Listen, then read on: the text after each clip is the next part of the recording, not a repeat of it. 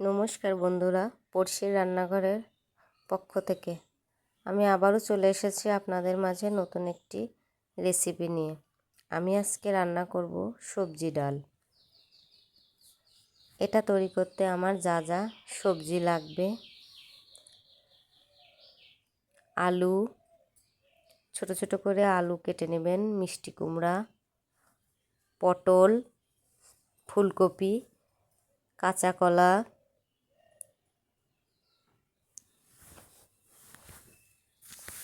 এবং সিদ্ধ করে রাখা ডাল, হলুদ, লবণ, সামান্য পরিমাণ জিরা বাটা, আদা বাটা, আর দুটো শুকনো লঙ্কা, তেজপাতা, পাঁচফোড়ন। কড়াইয়ে তেল দিব। সবগুলো সবজি আমি ভেজে নিব যাতে সবজির কাঁচা গন্ধটা না থাকে। এর মধ্যে আমি কিছুটা হলুদ এবং লবণ অ্যাড করব।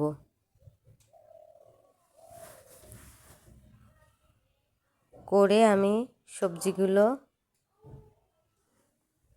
ভেজে নিব।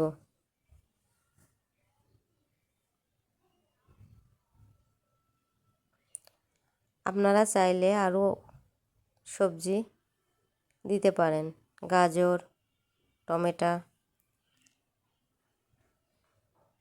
দেখেন আমার সবজিগুলো ভাজা হয়ে গেছে, খুব বেশি ভাজাও না, হালকা করে ভেজে নিব।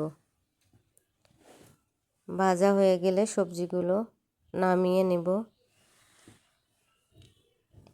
এখন আমি কড়াইয়ে তেল দিব।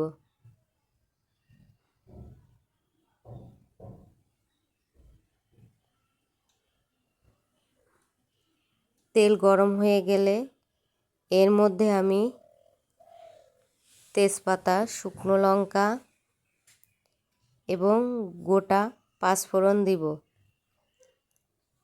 এবং চিড়ে রাখা কাঁচা লঙ্কাও দিয়ে দিব।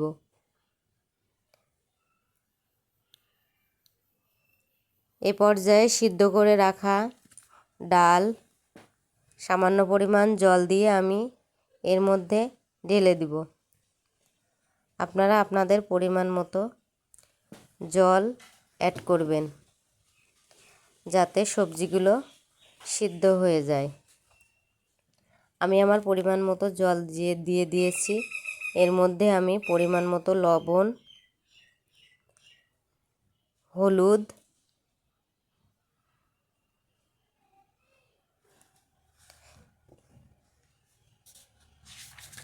এবং ভেজে রাখা সমস্ত সবজিগুলো আমি এর মধ্যে দিয়ে দিব।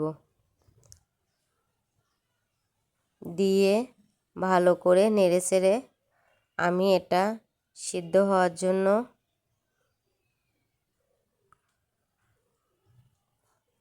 আখায় জাল দিব। দেখেন আমার সবজিগুলো সব সিদ্ধ হয়ে গেছে। এ পর্যায়ে আমি স্বাদের জন্য সামান্য পরিমাণ চিনি দিব। আপনারা চাইলে দিতেও পারেন, নাও পারেন। আপনারা আপনাদের পরিমাণ মতো দিবেন।